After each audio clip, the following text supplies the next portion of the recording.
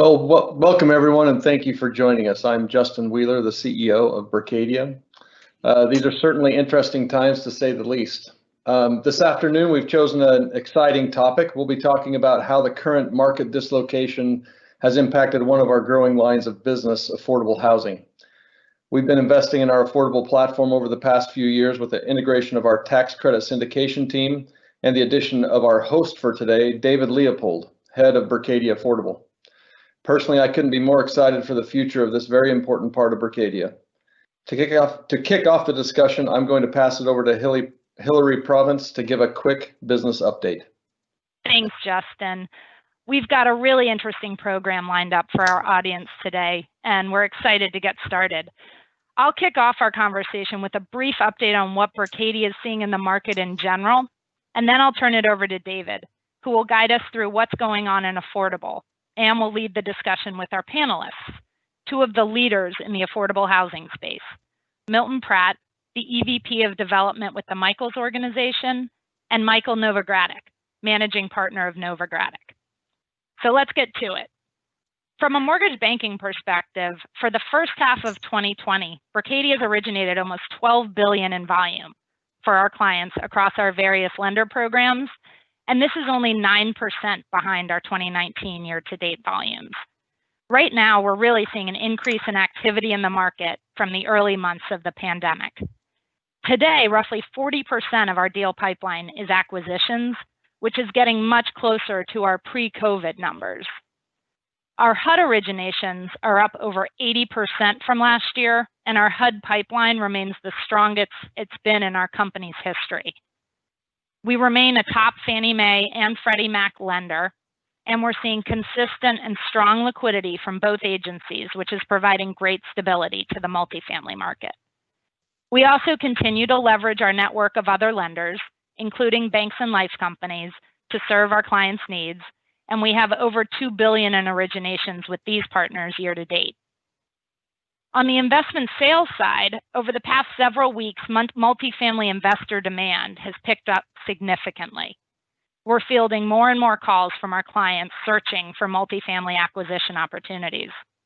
We've also completed a large amount of BOVs in July, while also launching many new listings already this month.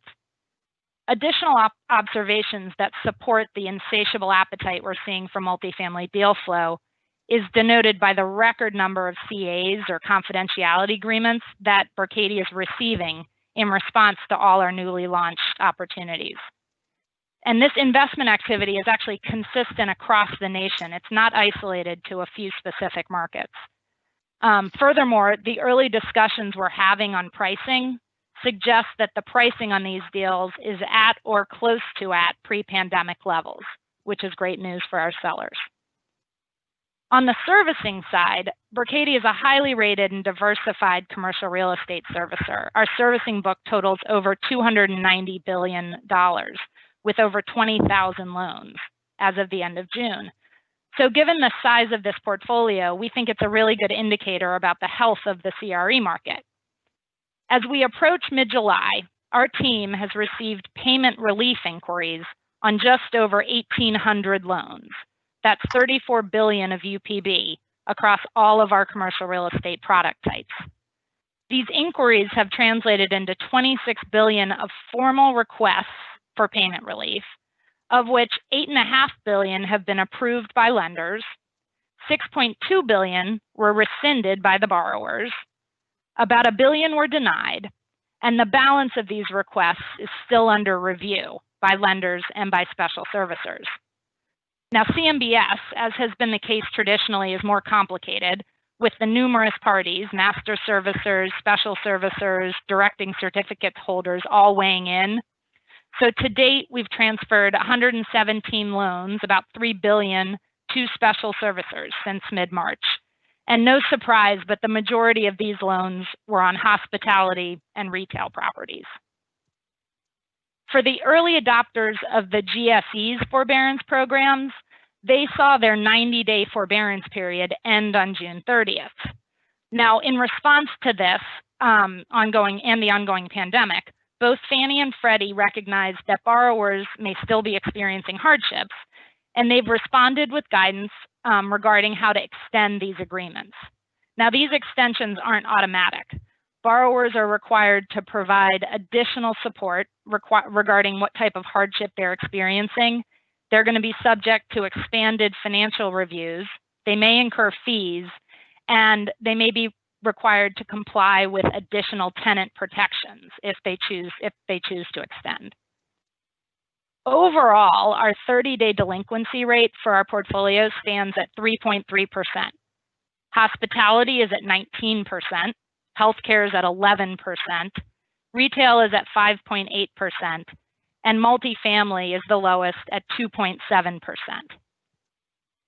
As part of Berkadia's investment in technology and data, our Berkadia data scientists have been aggregating the portfolio performance data into accessible applications that our mortgage bankers and our advisors can share with our clients. If we switch to the next slide, this slide is an example of using some of the loan forbearance and delinquency data and the properties behind these loans to pull out insights into what areas are experiencing the biggest hardships. For example, as you can see on the upper right, we slice the data by asset class. Class A and affordable properties are the best performers, with workforce housing taking the lead in both forbearances and delinquencies. If you look at the bottom right, we slice it by property size. And no surprise, smaller properties are more likely to need forbearance.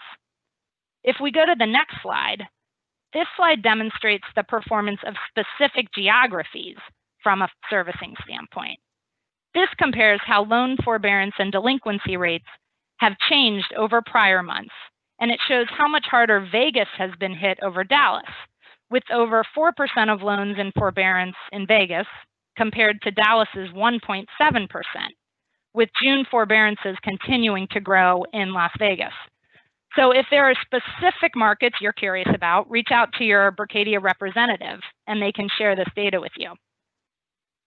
Our innovation and data science team has also taken their pandemic analyses to the next level and built some amazing market resiliency applications that I want to highlight briefly.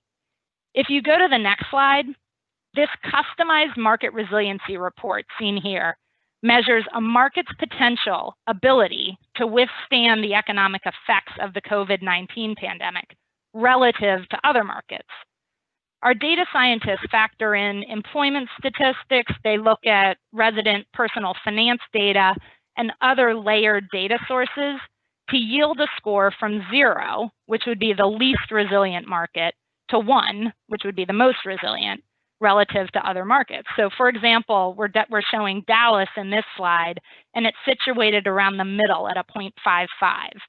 Now, I'm not going to go into huge detail on all the calculations here, but if you want more information about this application, please reach out. Given the fact that portfolio performance has been so strong in multifamily, as I said, we only have 2.7% 30-day delinquencies.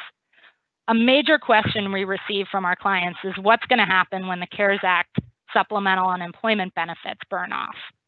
So in the next slide you see here, that addresses this question. We have estimated specific renter wallet share, and we've taken the median gross rent over the median renter household income on a property-specific census tract level.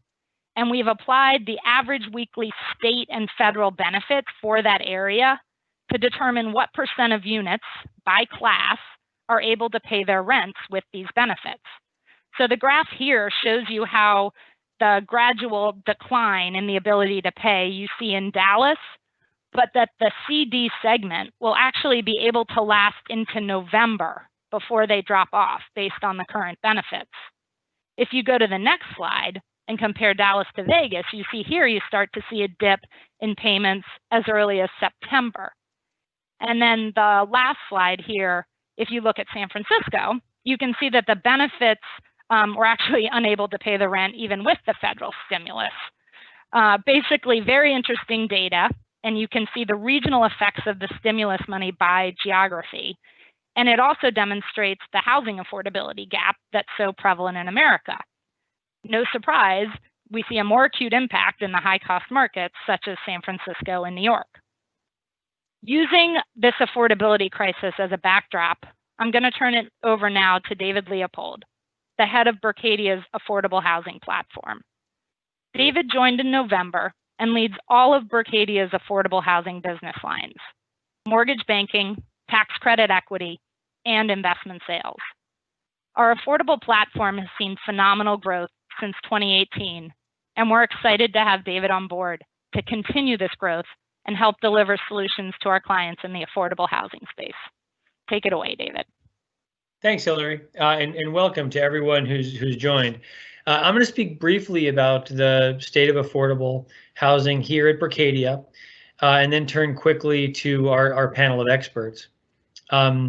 First, some context setting, though. I mean, as we saw the stay-at-home orders come out in response to COVID-19, I think it was a reminder to all of us that safe, decent, affordable housing is vital to the stability of our communities.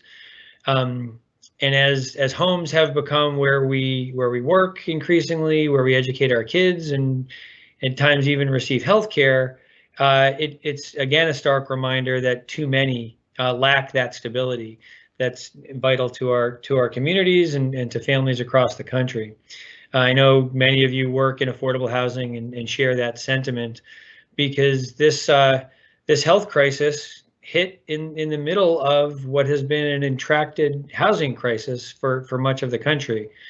In fact, this slide demonstrates for over a decade, the number of new housing units delivered has lagged household formations, and that shortfall was felt particularly acutely in the low and moderate cost markets, as new deliveries of rental housing really focused on higher income tenants as opposed to lower and moderate income tenants. And in recent months, the housing instability that has created has been exacerbated as we've seen increases in unemployment and the economic downturn. On the positive side, we are seeing some new resources, and we're also seeing a new focus on the importance of affordable housing. So I certainly believe that affordable housing is well positioned to lead all of commercial real estate among asset classes as we come out of this downturn. And in fact, I think we're already starting to see that. And Berkadia is well positioned to be part of that solution as a result of the long-term success that Justin and Hillary mentioned, and then more specific investments that we've been making and continue to make in affordable housing generally. I will note that for this call and for this slide, I'm using the term affordable housing to mean properties for which at least a portion have ongoing rental restrictions, generally as a result of acceptance of some subsidy. Berkadia is actively involved in housing at all income levels and in all types, including workforce affordable. But as it relates to this webinar, I'm using it for that specific definition. As you can see in this slide, and as Hillary mentioned, Berkadia has seen tremendous growth in all of its businesses since 2018 that are dedicated to affordable, particularly in mortgage banking and investment sales. And we've also seen considerable success as a result of the integration of our tax credit equity business. Before we go to the panel, and Milton and Michael, who I'm very excited to hear from, I did want to do a little stage setting based on an overview of the trends that Berkadia Affordable has seen since the shutdowns from COVID-19 began. The integrated business model that we have allows us to analyze trends from a couple of different perspectives. And we immediately noticed the pullback in investment and sales activity as virus shutdowns began in March, and investors paused to assess the market and their own needs going into a volatile and unpredictable time.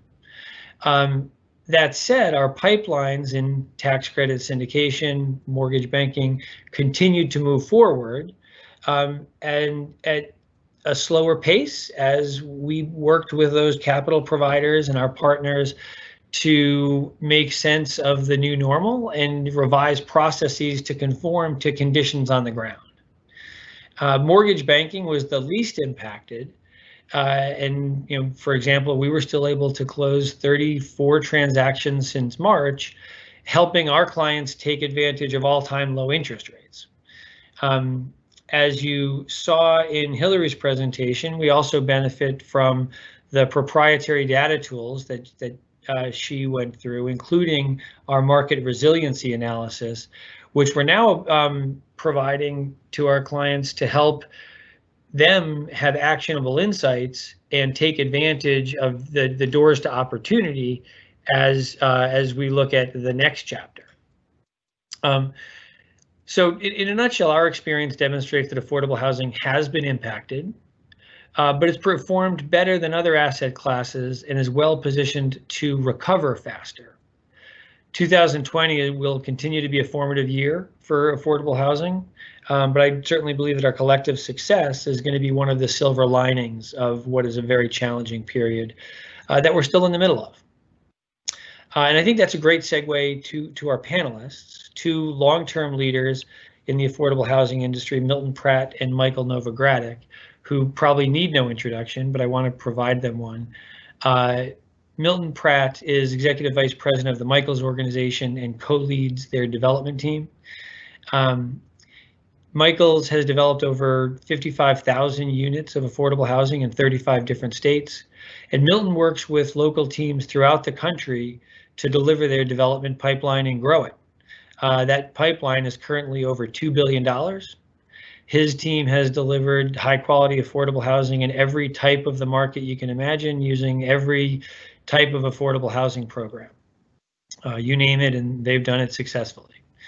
Berkadia has been honored to work with Milton and his team on many transactions, including Jordan Downs Phase 3, which just closed in April in the Watts neighborhood of LA, and is a great success of a successful closing during the COVID shutdown. We also have with us Michael Novogradac, managing partner of Novogradac. He specializes in affordable housing, community development, historic preservation, and renewable energy. Michael's focus is in real estate taxation and accounting, and he is the author of numerous books and articles. Michael literally wrote the book, including Novogradac Opportunity Zones Handbook, New Market Tax Credits Handbook, Low Income Housing Tax Credit Handbook. He's an expert in all aspects of this business, both finance and policy, and we are thrilled to have him with us. We thought we'd start the conversation by level setting around current conditions. And for that, Milton, I'd like to hear from you first on the Michaels Organization has 146,000 residents. How do collections look, and what do you project going forward?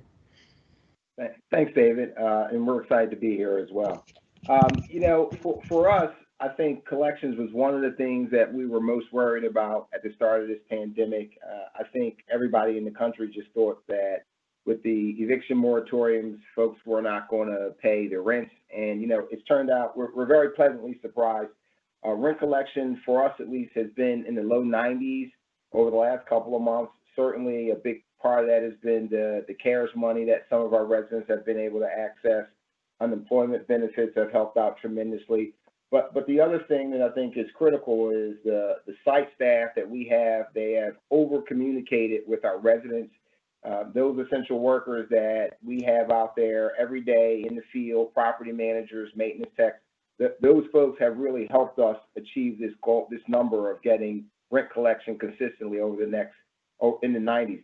I think our long-term concern is going to be what happens after some of the CARES money runs out and unemployment benefits are reduced. I think we have a wait and see attitude, but we're going to continue to talk long and hard with our residents about the necessary obligation to pay their rent. Actually, you brought up an interesting point there, Milton. I just want to press on a little bit the importance of local site staff and maybe managing properties a little bit differently during this period. Has that resulted in increased expenses or other material changes in operations? Absolutely. We've had to deal with different situations, and we're in 35 markets, so all the 35 states. So all the states have got different requirements.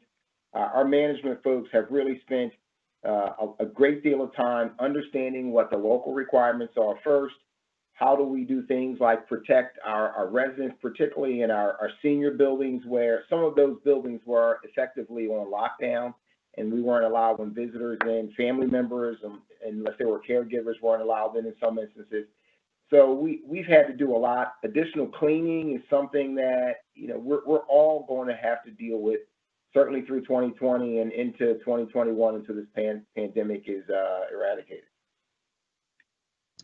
Those are interesting points, and not ones that people always immediately think of.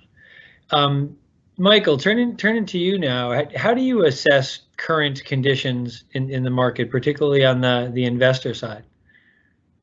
Great, thank you. Thank you, David. Thank you for the opportunity to participate, and thanks to Berkadia for hosting this webinar. Information is always important, particularly at these times. I did want to also just follow up on what Milt shared with respect to rent collections. Our clients have definitely, were initially fearing, and I wrote a blog post on the fears about rent collections, given the moratorium on evictions, that there would be lower collections.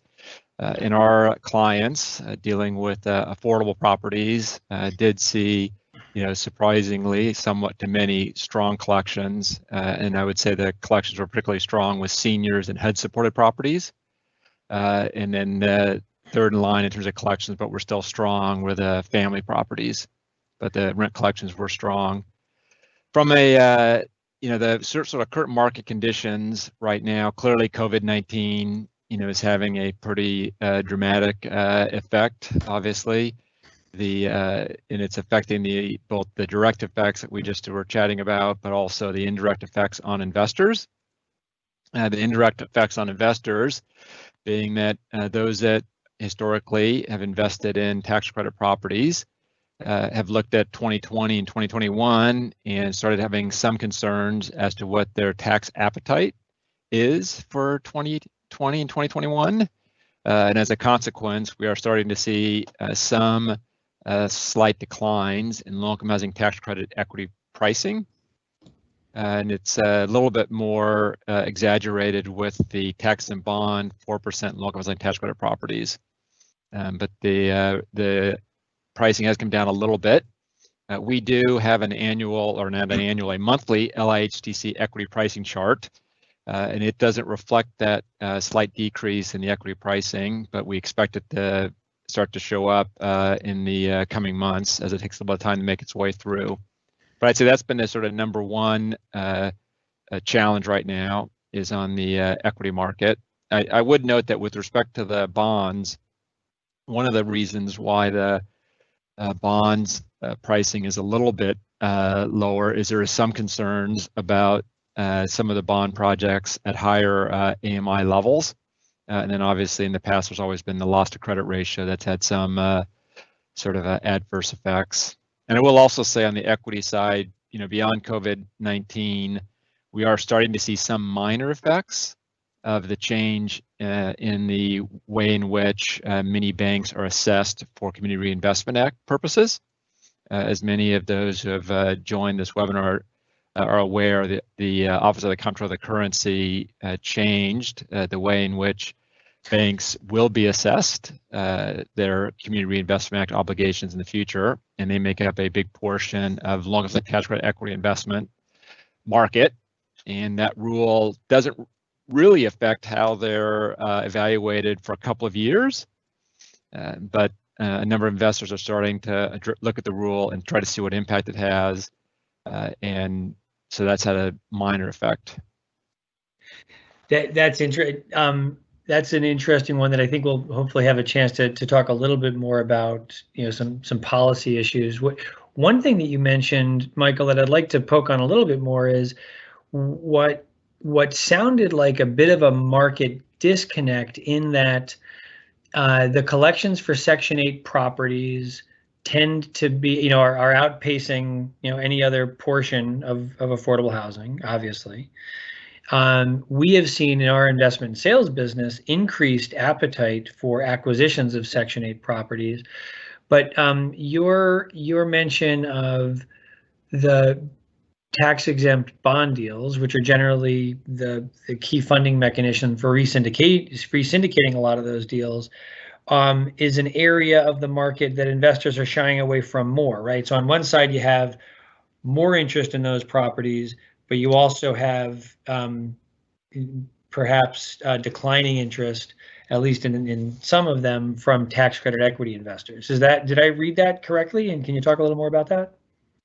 Yeah, I would say it's as opposed to a declining interest, I would just say that the equity pricing is diminishing a little bit more than on the 9% transactions. And so there is so I guess in that sense, there's a little bit less demand, but the market's clearing. It's just from an equity pricing perspective, it'll be, a little bit lower than what one would have received, 3, 4, 5 months ago. And something else you mentioned that I think is important to get out there is tax-exempt bond availability. Can you talk a little about that? Yes, absolutely. So the private activity bond, if you go back 10 years, the volume of private activity bond activity for residential rental housing was in the few $1 billion range, 3, 4, 5, then it peaked at 6 billion, and that was considered a really large number. And you know that well, David.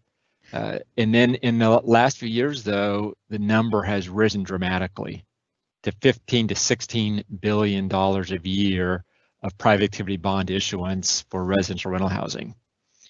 California leads the way in large measure because California is the largest state and has the most private activity bond allocation authority, and then gives the greatest percentage towards residential rental housing. So that makes California, sort of a leader in terms of using private activity bonds for residential rental housing.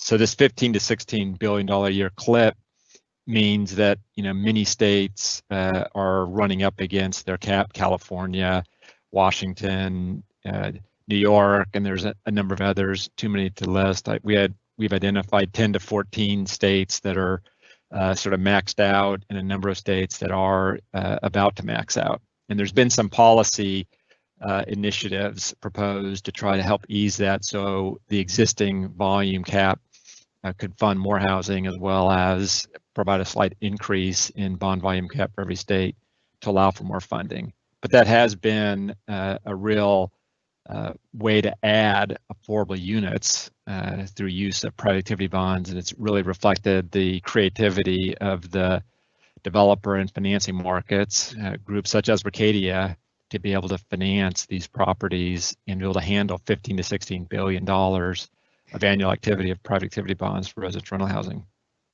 Sure, a critical source for moving pipeline forward, which I think, Milt, brings us back to you, right? You $2 billion in pipeline. You guys are active across the country, and in particular on the construction side. That things are changing. What's the market outline look like for construction pricing, and the other factors that are helping you move your pipeline forward? Well, let me start by saying we've closed about 4 deals since the pandemic has gotten going. And obviously these were deals that were in our pipeline and moving along to closing. And obviously Berkadia closed one with us. So we've seen most of the lender investor appetite stay strong for projects. Some are sitting on the sideline. I would tell you that we're looking at a lot of new construction projects, just as many as we did last year. But the rehab projects just have seen the surge for us during the past few months. We looked at a number of RAD and PBRA transactions that we're doing independently, or some we're doing, or many we're doing, I should say, with public housing authorities. And that's been a good source of opportunities for us, and we're continuing to pursue those types of projects. One thing that we've noted is that while we're doing these rehab deals, there's a lot more questions about how are you managing the relocation process, because many of them are in-place rehabs. So questions from lenders around how do you get the vendors and the contractors in and out of the building? What are your cleaning procedures? What happens if there is in fact a COVID breakout in a particular building? So for new construction projects, it's not obviously that important, although we do have to maintain some requirements for the general contractor staff that are working on the sites. The good news is that we're hopeful that construction pricing will tick down just a little bit. I think it'll be situational based on the market that we happen to be working in. As an example, a few states that had the initial shutdown, they shut down all construction activity, including affordable housing. And then in the adjacent states, they were allowing affordable housing. So we saw a little bit of a surge in manpower on a few of our projects. And we also think that there's some subcontractors and GCs that just simply want to tie up work through 2020 and into 2021. So we're seeing them be a little more aggressive with their pricing, focused on keeping their employees working into next year. Sure, and so you mentioned some states affordable housing development qualifies as essential activity, right? Yeah. Whereas others, that's not the case. That's not the case. We were excited, for instance, in a handful of states, like I think New Jersey, and unlike Pennsylvania, where affordable housing was shut down or all construction was shut down, I think, for some period of time. And again, you know, it's a lot of advocacy that goes on out there in the affordable housing business that push some of the governors to allow affordable housing to keep going. I think up in Boston, for instance, I think they shut down for a short period of time. I'm not exactly sure about that, but it's been good in that affordable housing has commanded a lot of attention with the governors. They've realized that they can't stop the production of affordable housing at this time. Obviously, there's going to be an overwhelming need immediately, but also long term. Sure. So, and as it relates to continuing to move pipeline forward, I can provide a quick update on the debt markets, and in particular, I'll give a shout out to Fannie Mae, Freddie Mac, and FHA. When I mentioned we had 34 closings, just since March in affordable here at Berkadia, it was all with those partners, all of whom have really leaned into affordable to make sure that liquidity continues to flow to this vital community resource. And with the interest rates generally just trending to historic lows, it has allowed a lot of clients to take advantage of just improving their capital structure and cost at their properties. So that's been a real benefit, and the amount of and predictability of liquidity that we've seen from our capital partners, particularly on the debt side, has really helped bolster the market, and we see that continuing. David, one thing of interest, we do a lot of work with housing authorities, and I remember right after the pandemic got started, I made calls to just about all of the CEOs at the agencies, and I heard from a number of them say, right now, we want to take a pause. No, we don't want to continue our development activities. And I said to them, this is not the time to take a pause. This is the time when interest rates are at its lowest. Tax credit pricing was still relatively high historically, but it ticked down just a bit. And when we sat down with them and talked to them about why to go forward, several of them finally said, you're right. And those transactions are going to turn, those conversations are now starting to turn into transactions that we expect to close in 2021. That's great to hear. That's fantastic. And I also, I applaud those partnerships and finding some opportunities. So let's turn to that. Let's talk more about the opportunities, based on where we are today, and the predictions for the rest of this year.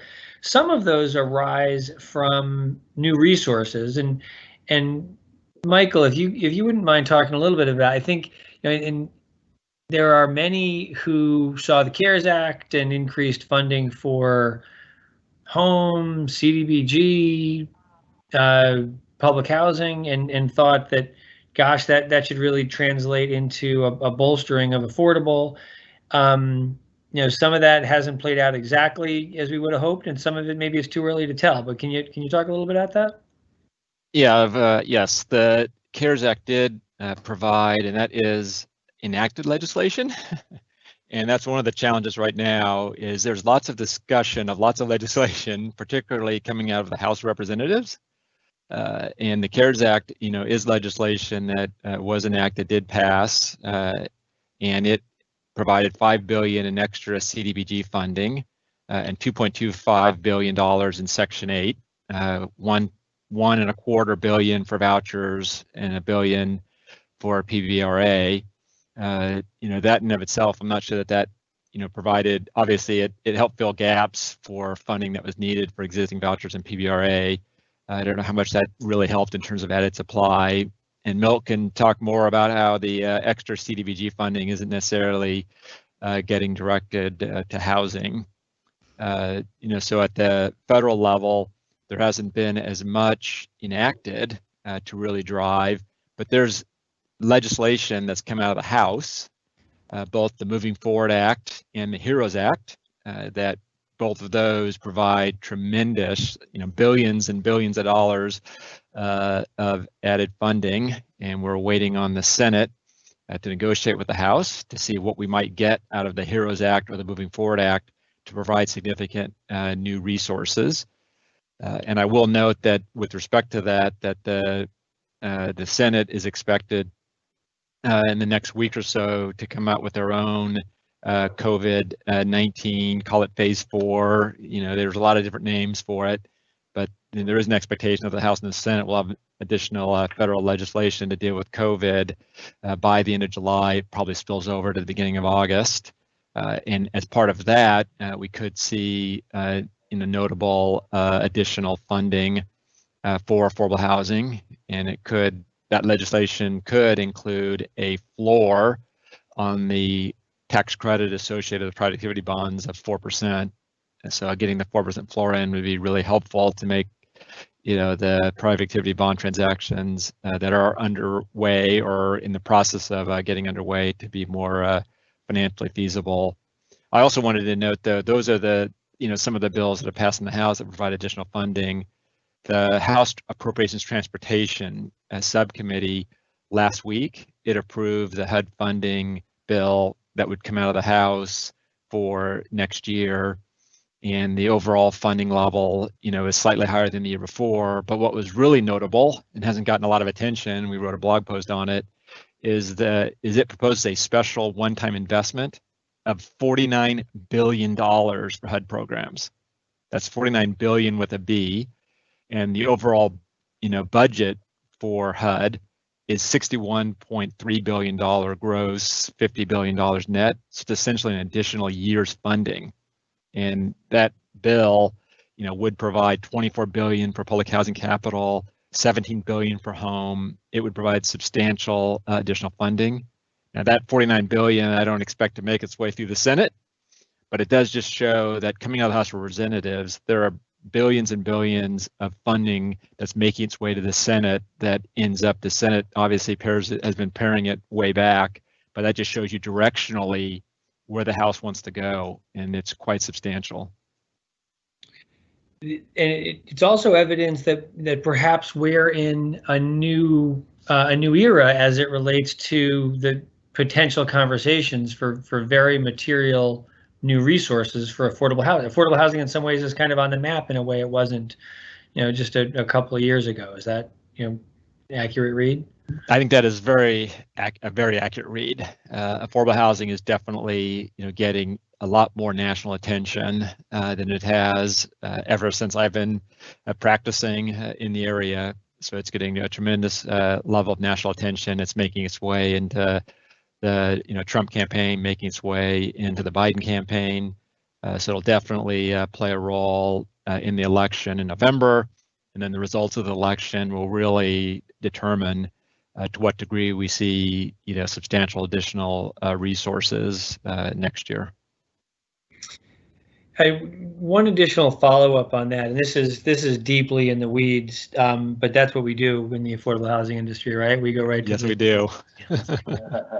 As it relates to pending legislation and the 4% floor, and given the fact that we're currently at a historic low point in terms of the actual rate on 4% credit deals, how are you advising clients to, to both, hope for that increase, but also make sure their deals work today? Yeah, that's exactly right, and we are advising them to do more than just hope for it, that they actually engage with their legislators to help make the 4% floor a reality. But at the same time, they do have to plan to be able to have projects that are financially feasible at the lower rates. And I think the general view is you have to work at the lower rate, but at the same time, to the extent that you're negotiating with an equity investor, you need to be working out the ability to receive additional equity contributions should the 4% floor arise. And then if that does happen, then you would have to work with the state to demonstrate to the state how you were going to use additional equity to further serve the low-income community. So the combination of those two is how I think developers and financiers need to be addressing this transition period we're in now with respect to the potential for a 4% floor. And that's kind of what we're seeing in the market as well. Although I'm told that a handful of investors are asking developers to lock in the rate for fear that it might go even a little bit lower. That would scare me, certainly. But we're optimistic that that 4% floor is going to get fixed. I will. Let me just comment a second on the 4% floor. I mean, right now it's 3.08%, and unless you had negative interest rates, it's not going to get below 3. So I would just note that the downward pressure from 3.08 to 3.07 to 3.06 it's definitely sort of there, but it's not like in the past where it could go down notably. It generally does have a 3% floor absent moving to a time of negative interest rates. And I don't know to what extent those that are saying locking it in or getting concerned about potential for negative interest rates. No, I don't think we're concerned about that. I just think some investors are just being a little more cautious, although we haven't experienced that, but I'm told that others have. And David, one other thing you talked about was the CARES Act and the fact that much of that money went towards prevention of evictions and foreclosures. And that's an important thing, certainly, but very little of that money will end up in the capital stack of most affordable housing projects. If it wasn't for the fact that our housing authority partners and local jurisdictions, they got additional funding to cover the subsidy, but it really didn't change the dynamic on any new projects that we were working on. Unlike in 2008 when the market went sideways, there was tremendous stimulus investment that went for those shovel-ready projects that we all recall from a few years ago. But again, we're hopeful that if the 4% fix happens, that'll be the capital that will really help generate more affordable housing going forward. And David, I think it's also useful to discuss what's happening at the state level. And we obviously, with 50 states, we can't go through all the various states and the rest, but there has been additional resources at the state level.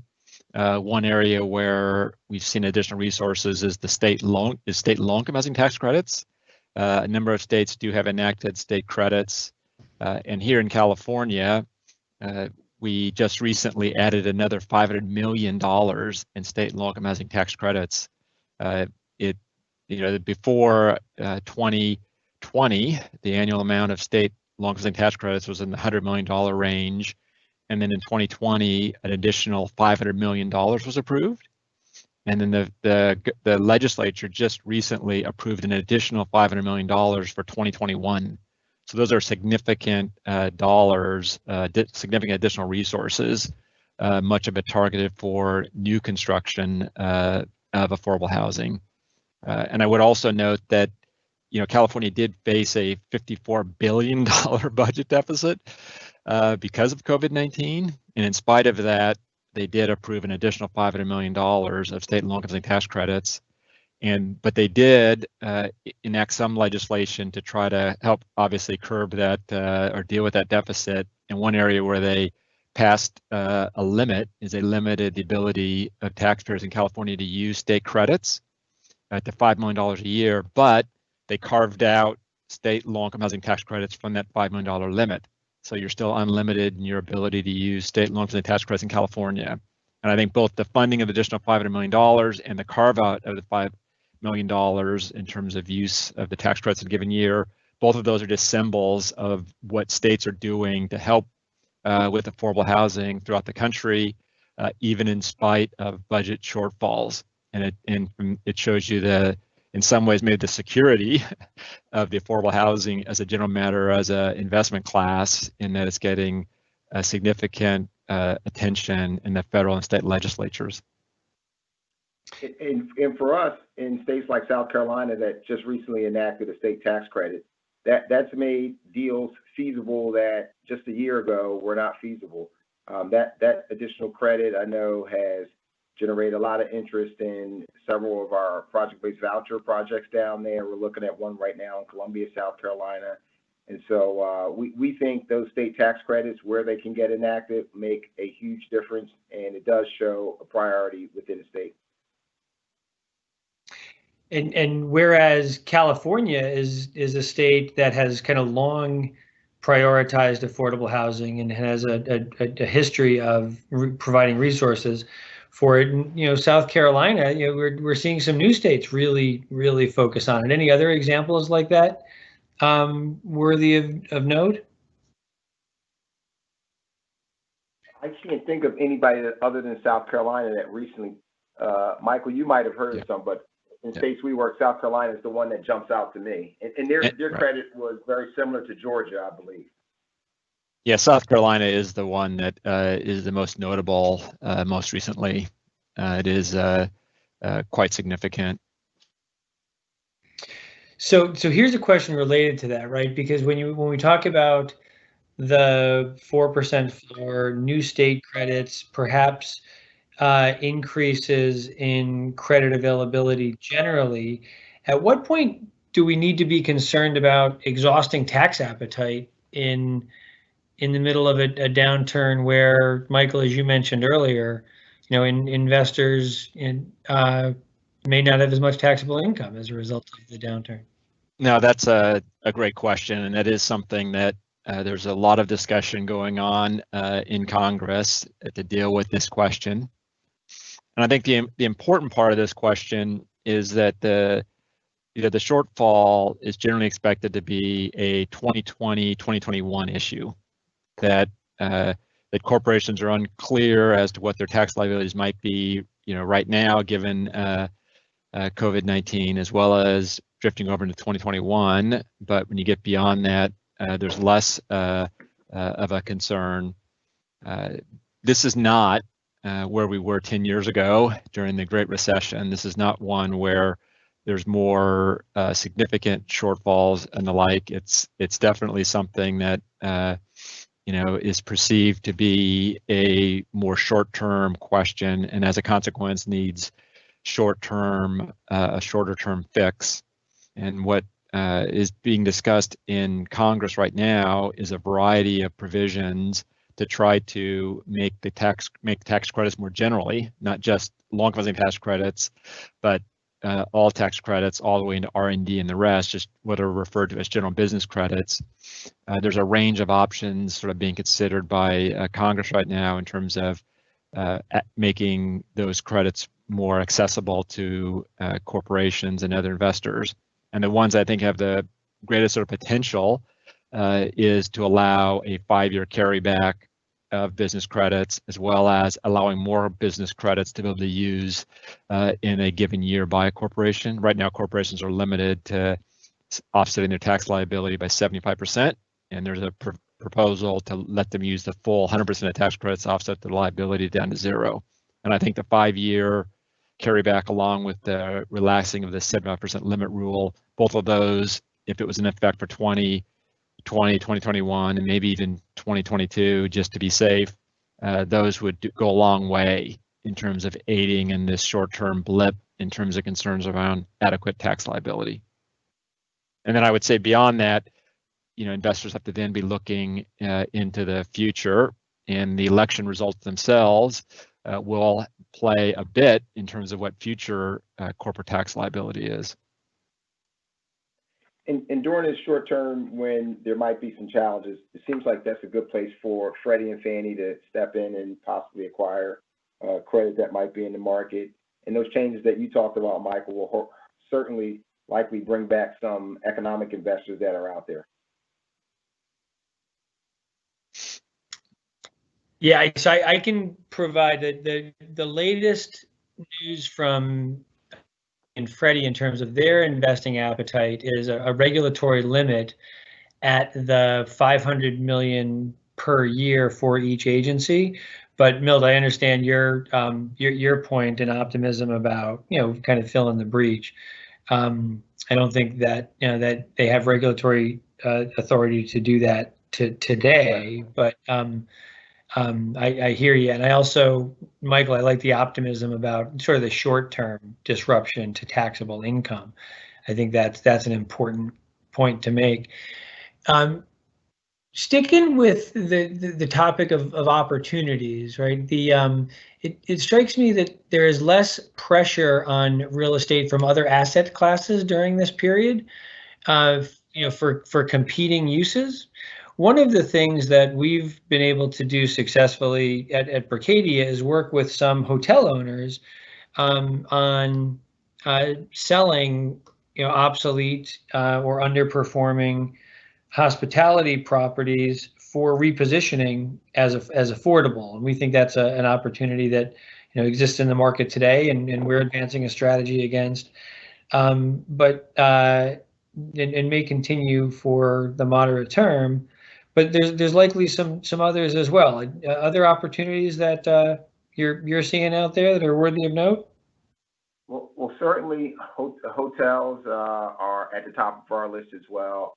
Obviously, they're typically in good locations, and they got the bones of a residential building in many instances. So we're out there looking for those as well. We're out there looking for retail sites that now may no longer be used at the highest best use. Oftentimes those retail sites have good transportation corridors located nearby. They have the right kind of economic mix in the neighborhood. So between those two, those are some of the places that we're looking for non-traditional kind of sites in most markets. Yeah, we're seeing the same. I think adaptive reuse is something that we're seeing a lot of. Similarly, hotels are the more natural, and then retail, but even office and the rest. I think every property has to be assessed in terms of what's the long-term best use of that property. And you're asking questions about properties that 6 months ago you would never even have been thinking you were going to be asking about it, but now that question's coming up. So as we approach the top of the hour, I wanted to pose two more questions to each of you. One, maybe optimistic or pessimistic, depending, and the other optimistic. But and they would be, where do you think we are in the current market disruption right now? Beginning, middle, towards the end, and then I'll ask perhaps a more optimistic question as a follow-up. I think we're still kind of in the middle. I think given the flare-ups that we've seen down in the south and the southwest part of the country, there's a long way to go. But I think we have to follow the scientists and do our part to protect our residents out there. But to me, those are some of the big threats out there. Yeah, and I would similarly say it's hard for me not to say we're in the middle as well. I don't know what part of the middle. If we're just past the if we're just past the end of the beginning or close to the beginning of the end, and it's so much about COVID-19, obviously, and therapeutics and vaccine, and until we can deal with those two very basic matters, It's hard to say anything other than in the middle, and you just don't know how long the middle is going to be. I did want to also just note in terms of the future that, and this is we got into the weeds before on the 4% floor. This is really going to get into the weeds, but I'll stay at the higher level. CBO, Congressional Budget Office, came out with an updated CPI, Consumer Price Index estimate, and they changed from 2.5% was the CPI change as of early in January, and in July they came out with one that's like 0.9%. And the reason why I mention these estimates is these are the estimates that get used to determine rent and income limit levels for low-income housing tax credit properties, as well as income qualifications for HUD properties. And what it basically means, and we do a lot of estimating of tax credit rents and income qualification levels and the rest, and it basically means that whatever we thought income and rent qualification levels for low-income housing tax credit and tax and bond properties were going to be over the next few years, generally speaking, they're going to be lower. And that's good news for tenants in that it means lower rents for tenants. The increases wouldn't be as large. It means it's harder to qualify because the income limits won't be quite as high. But I just wanted to note that there is that way, as the CPI sort of comes down, it's going to have a flattening effect on future rent and income limit growth on affordable housing, tax and bond properties. I'm really glad that you raised that. That is a great specific takeaway, right? So all those requests we get to kind of trend rent positively, it's going to be a little more challenging for the next year or so. It's also a segue into the last question I mentioned, which is what one or two steps do you think an owner operator of affordable housing could take, today, this month, to best be in a position for, like you're either the beginning of the middle or the middle of the end? What do you think are one or two things that you would advise folks? I would start out with focus on your residents. We don't have a business if we don't have the 145,000 families that we care for. So take care of your residents before you focus on the real estate, and then you got to get right to the real estate right after that. Stabilizing assets that have some risk of rent reduction. That was a good segue, Michael, because we're very fearful that rents, particularly just straight tax credit rents in a lot of markets, are going to go down. And this is going to happen at a time when OPEX is likely to go up due to all the additional measures that we have to take to protect our residents and protect our employees. The other thing is advocate loudly, strongly, often for this fix in the 4% credits. One of the things we like to do is we like to get those congressional elected officials out to a site, your staffers, make sure they know who lives in our developments. Oftentimes they assume one thing and they get there and they say, oh my God, most people here are working and going about life just like everybody else. And we think it's important to tell this story over and over again to those electeds, because it makes it more human and it gives them a better connection. And then finally, we have to connect the fact that affordable housing is going to continue. Even in the Great Recession, it continued, and it'll continue in this market. And other sectors of the real estate market will slow down, but affordable housing will just keep churning along. And so it's a big economic engine. It creates numerous jobs all throughout the country, and it's an important sector of the real estate business.